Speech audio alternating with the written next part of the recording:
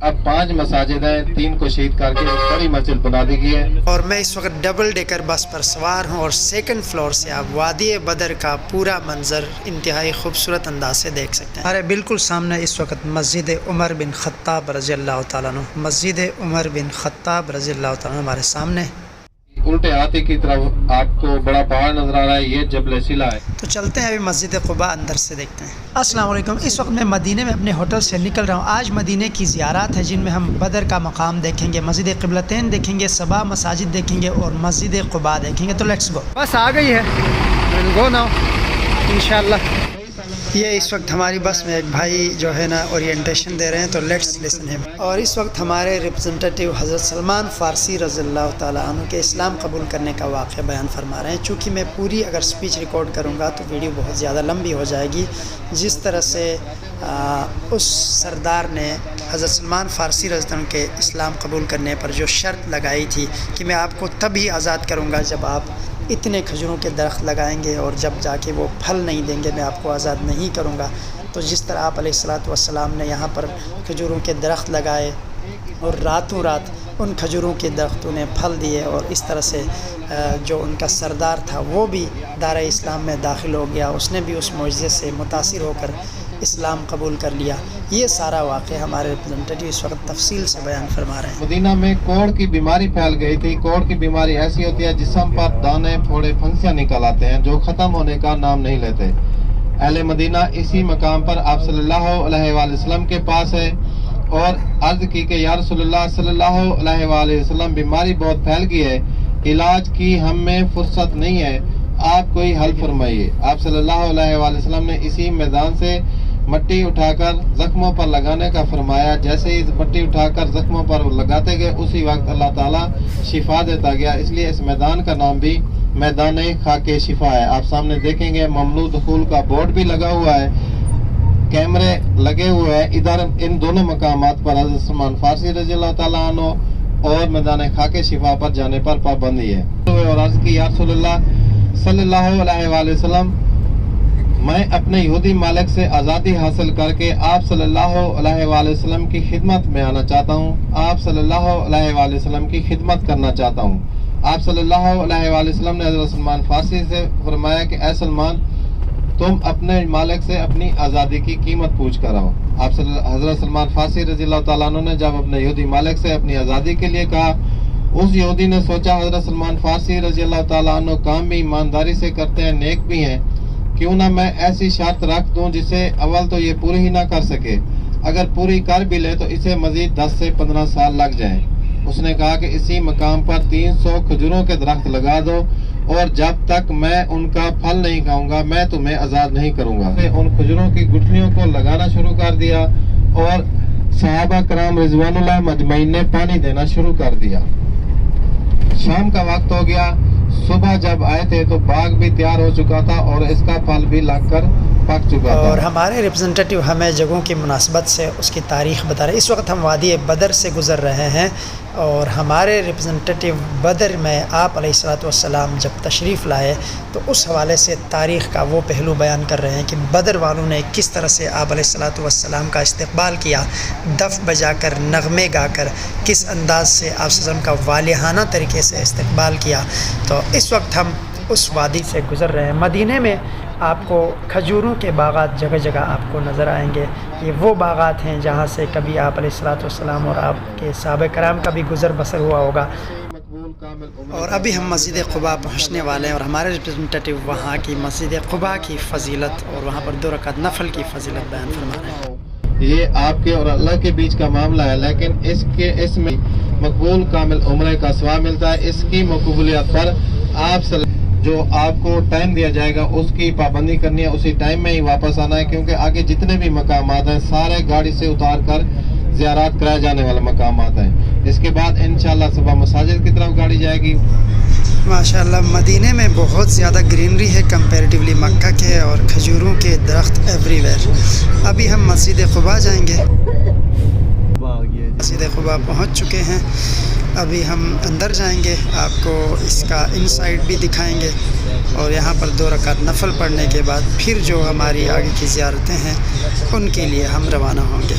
مسجد قباء میں 2 رکعت نفل نماز ایک عمرے کے برابر ہے، اور اس مسجد کی امپورٹنس کچھ یوں ہے کہ یہ اسلامک ہسٹری کی سب سے پہلی اور سب سے بڑی مسجد ہے۔ مسجد نبوی کے بعد یہ اسلام کی ہسٹری میں سب سے بڑی مسجد ہے، اور اس مسجد کی تعمیر آپ علیہ الصلوۃ والسلام نے خود اپنے ہاتھوں سے کی۔ عمرے پہ جتنے بھی لوگ آتے ہیں وہ یہاں پر 2 رکعت نفل ضرور ادا کرتے ہیں۔ تو چلتے ہیں ابھی مسجد قباء اندر سے دیکھتے ہیں۔ ماشاءاللہ it's entry gate, so you can see یہاں پر مردوں کے لیے الگ جگہ ہے اور خواتین کے لیے نماز کی الگ جگہ ہے۔ So here we are inside of Masjid Quba. یہاں پر جتنے بھی لوگ آتے ہیں وہ زیارات کی غرض سے، بہت ساری بسیز آپ نے باہر بھی دیکھی، ڈفرینٹ کنٹریز سے ڈفرینٹ گروپس یہاں پر آتے ہیں، اور یہاں آ کر 2 رکعت نفل نماز ادا کر کے اس مسجد کی زیارت کر کے پھر یہاں سے جو ہے نا آگے جتنی بھی زیارتیں ہیں ان کے لیے روانہ ہوتے ہیں۔ تو اب ہم یہاں پر 2 رکعت نفل نماز ادا کریں گے، اس کے بعد پھر ہم اپنی جتنی بھی زیارتیں آج کی ہماری لسٹ میں ہیں ان کی طرف ہم انشاءاللہ روانہ ہوں گے۔ اور اس وقت ہم جبل عیر کے پاس سے گزر رہے ہیں، اور ہمارے ریپرزنٹیٹیو اس وقت ہمیں جبل عیر کی تاریخ بتا رہے ہیں۔ جنگ احد کے دوران مدینے کی سرزمین پر کسی بھی پہاڑ نے کفار کو پناہ نہیں دی تھی۔ جبل عیر وہ پہاڑ ہے جس نے کفار کو پناہ دی، اور جبل عیر حرم کے جو احاطہ ہے اس سے باہر آتا ہے، حرم کے حدود سے باہر جبل عیر کا جو ایریا ہے وہ واقع پذیر ہے۔ اور ہمارے ریپرزنٹیٹیو ہمیں جہاں جہاں سے ہم گزرتے ہیں اس جگہ کی تاریخ اور اس مناسبت سے ہمیں تاریخ بتاتے ہوتے ہیں۔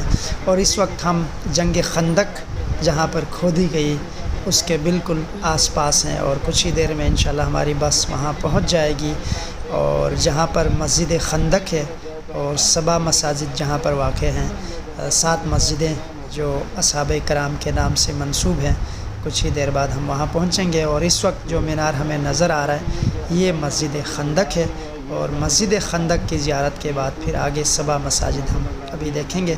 تو چلتے ہیں اس طرف۔ سرکار نے 3 دن بیٹھ کر جنگ خندق کی فتح کے لیے دعا فرمائی تھی، اور اس وقت ہمارے سامنے مسجد خندق جہاں پر آپ علیہ الصلوۃ والسلام نے 3 دن بیٹھ کے جنگ خندق کی کامیابی کے لیے دعا فرمائی تھی، یہ بالکل سامنے۔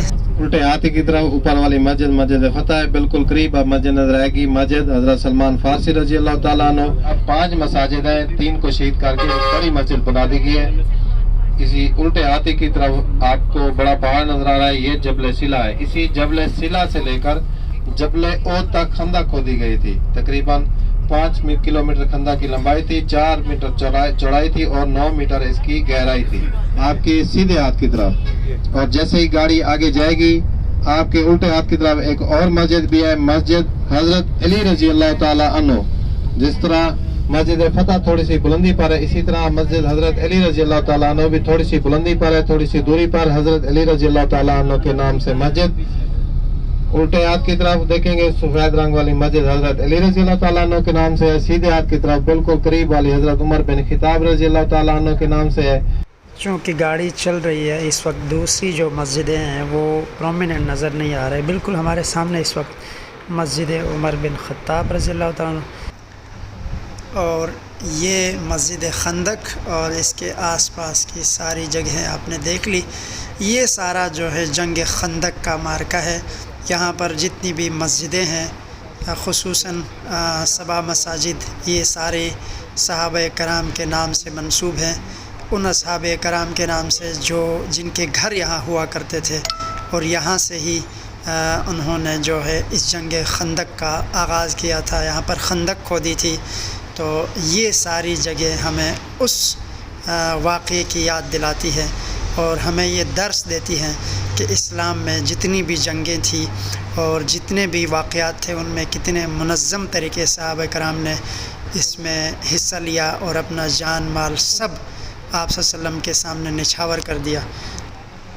اس وقت ہم اپنی اگلی زیارت کی طرف جا رہے ہیں، اور یہاں پر راستے پہ ایک پوائنٹ آئے گا، ہمارا ڈرائیور ہمیں ضرور مینشن کرے گا، بلکہ سامنے ہی ہمارے یہ وہ جگہ ہے جہاں پر دجال نمودار ہوگا۔ دجال جب آئے گا سرزمین مدینہ میں تو وہ سب سے پہلے یہاں اس جگہ میں اپنا ڈیرا ڈالے گا، اور یہاں سے پھر ان کا جو فتنہ ہے وہ پورے عالم میں پھیلنا لگے گا۔ اور اب ہم اپنی اگلی زیارت کی طرف جائیں گے، اور مسجد قبلتین ہم اس وقت پہنچ گئے ہیں، اور ابھی آپ کو مسجد قبلتین کی ہسٹری اور مسجد قبلتین کی زیارت کرواتے ہیں۔ یہ میرے سامنے آپ دیکھ سکتے ہیں مسجد قبلتین۔ تو چلیے مسجد قبلتین کے اندر چلتے ہیں اور 2 رکعت نفل نماز یہاں بھی ادا کرتے ہیں، اور یہاں بھی دوسری مساجد کی طرح جو مرد حضرات ہیں ان کے لیے نماز کی الگ انٹرنس ہے، اور خواتین کے لیے جو ہے نا الگ جگہ ہے۔ تو ہم چلتے ہیں جہاں پر مردوں کی جگہ ہے اس طرف سے انٹر ہوتے ہیں۔ اس مسجد کا نام مسجد قبلتین اس لیے ہے کہ اس مسجد میں 2 قبلے ہیں، جیسے آپ میرے سامنے دیکھ سکتے ہیں۔ یہ وہ قبلہ ہے جب مسلمان بیت المقدس کی طرف ہو کر نماز پڑھا کرتے تھے، تو کفار اس بات کا مذاق اڑایا کرتے تھے کہ اگر آپ لوگوں کا دین الگ ہے، چونکہ کفار بیت المقدس کی طرف منہ کر کے نماز پڑھتے تھے تو اس لیے مسلمانوں کا مذاق اڑایا کرتے تھے۔ تو یہ بات آپ علیہ الصلوۃ والسلام کے دل پر گراں گزرتی تھی، چونکہ اللہ تعالیٰ نے آپ صلی اللہ علیہ وسلم پر وحی نازل فرمائی اور آپ صلی اللہ علیہ وسلم کو یہ حکم دیا کہ اب آپ بیت اللہ کی طرف ہو کر نماز پڑھیں گے۔ اور یہ وحی آپ صلی اللہ علیہ وسلم پر تب نازل ہوئی تھی جب آپ علیہ الصلوۃ والسلام صحابہ کی ایک جماعت کے ساتھ، جن کو عشر مبشرہ بھی کہا جاتا ہے، نماز پڑھا رہے تھے، اور نماز کے دوران ہی آپ صلی اللہ علیہ وسلم بیت المقدس سے بیت اللہ کی طرف مڑ گئے تھے۔ اور اب ہم اپنے اگلے زیارت کی طرف جائیں گے۔ اس سے پہلے ہمارا ڈرائیور ایک کھجوروں کے باغ میں ہمیں لے آیا ہے۔ اس کے ایک طرف یہ کھجوروں کے درخت لگے ہوئے ہیں، یہاں پر بہت ساری کھجوریں اوپر بھی ہیں، نیچے بھی پڑی ہوئی ہیں، اور سامنے جو نظر آ رہی ہیں بلڈنگ، یہاں پر جو ہے مارکیٹ ہے چھوٹی سی، جہاں سے آپ کھجوریں خرید بھی سکتے ہیں۔ تو ہم یہاں سے کھجوریں لیں گے، اس کے بعد ہم اپنی اگلی زیارت کی طرف جائیں۔ اور اس وقت ہم اپنی اگلی زیارت کی طرف رواں دواں ہے۔ ہماری اگلی زیارت بہت ہی اہمیت کی حامل ہے۔ جنگ احد جہاں پر لڑی گئی، جنگ احد کا مرکز جہاں سجایا گیا، ہم وہ میدان دیکھیں گے، اور شہدائے احد کی قبریں بھی آج ہم ان کی بھی زیارت کریں گے، وہاں پر دعا بھی پڑھیں گے، اور پھر اس کے بعد ہمیں واپس اپنی منزل کی طرف آنا ہوگا۔ مسجد نبوی آئیں گے، اور انشاءاللہ ظہر کی نماز تک ہم مسجد نبوی پہنچ جائیں گے۔ اور یہ راستے میں جگہ جگہ کھجوروں کے باغ ہمیں گاڑی سے بھی دیکھنے کو مل رہے ہیں۔ انتہائی خوبصورت منظر مدینہ منورہ میں بہت سارے کھجوروں کے باغات آپ کو دیکھنے کو ملیں گے۔ جب آپ مسجد نبوی سے نکلیں گے ایون پیدل بھی، تو آپ کو راستے میں بہت سارے کھجوروں کے باغ دیکھنے کو ملیں گے۔ اور یہ اس وقت ہم جنگ احد کا جو میدان ہے اس کے پاس پہنچنے لگے ہیں، اور شہدائے احد کی جتنی بھی قبریں یہاں پر ہیں وہ ایک 4 دیواری میں ہے، کوئی بھی پرومیننٹ نظر نہیں آ رہی ہے۔ تو ہم اس کے قریب جا کے اس کی زیارت کریں گے، اور سامنے جو پہاڑ ہے اس کو بھی ہم قریب سے دیکھیں گے۔ ہم اوپر نہیں جائیں گے چونکہ اس کی کوئی فضیلت نہیں ہے اسلام میں، اس پہاڑ کے اوپر چڑھنے کی یا یہاں سے مٹی لے کے آنے کی۔ بہت سارے لوگ اوپر جاتے ہیں، مٹی لے کے آتے ہیں، اور بہت ساری ایسی خرافات ہیں جن کو یہاں پر بھی جگہ جگہ بورڈز پر لکھا ہوا ہے، آپ کو گائیڈ کیا گیا ہے کہ آپ نے کوئی بھی ایسی چیز نہیں کرنی، آنا ہے، زیارت کرنی ہے، دعا پڑھنی ہے، اور اس کے بعد پھر آپ نے واپس چلے جانا ہے۔ لیکن بیشتر لوگ یہاں پر جو ہے نا پہاڑ کے اوپر چڑھتے ہیں، اور بیمار لوگ بھی میں نے بہت سارے لوگ ایسے دیکھے ہیں جو بیماری کی حالت میں بھی، جن کو لے کے اوپر جایا جاتا ہے، وہاں سے مٹی لاتے ہیں، اور پھر اس مٹی کو جو ہے نا اس پر طرح طرح کی باتیں اس پہ گھڑتے ہیں۔ تو یہ چیزیں جو ہے نا یہ من گھڑت چیزیں ہیں، ہمیں ان چیزوں سے باز رہنا چاہیے۔ یہ بالکل سامنے اب ہم چلتے ہیں۔ شہدائے احد یہاں پر مدفون ہے، اور یہاں پر کسی بھی صحابی کی قبر مبارک پرومیننٹ نہیں ہے، کوئی نیم پلیٹ نہیں ہے۔ اسی طرح مسجد نبوی میں ریاض الجنہ میں بھی اسی طرح سے آپ کو بورڈ پر بہت ساری ہدایات دیکھنے کو ملیں گی، جہاں پر بہت ساری چیزیں کلیئرلی مینشن کی گئی ہیں کہ کون کون سی بدعتیں ہیں جو آپ نے نہیں کرنی، کون کون سی ایسی چیزیں ہیں جن سے آپ نے رکنا ہے جو شرک کے زمرے میں آتے ہیں۔ تو آپ جب بھی اللہ تعالیٰ آپ کے مقدر میں ضرور کرے اس جگہ کی زیارت، تو جب بھی آپ ایسی جگہوں پہ آئیں تو یہ بورڈ ضرور پڑھا کریں جن پہ بہت ساری ایسی چیزیں مینشن ہوتی ہیں جو ہمیں بذات خود پتہ نہیں ہوتی۔ اور اس وقت اذان ظہر ہو رہی ہے. ہمارا سفر یہاں پر ختم ہوتا ہے. ابھی ہم واپس جائیں گے اور مسجد نبوی میں نماز ظہر ادا کریں گے. میں اور امی جان اب آپس میں ڈسکس کریں گے جتنی بھی زیارتیں ہم نے کی ہیں. ہمارا معمول ہوتا ہے چونکہ اماں جان نے اسلامک ہسٹری پڑھی ہے تو مجھے بہت ساری چیزیں اماں جان سے ہی سیکھنے کو ملتی ہیں. اللہ سے دعا ہے کہ جب بھی آپ کا یہ سفر مبارک ہو تو آپ کے والدین آپ کے ساتھ ہو. اللہ نگہبان. اللہ حافظ.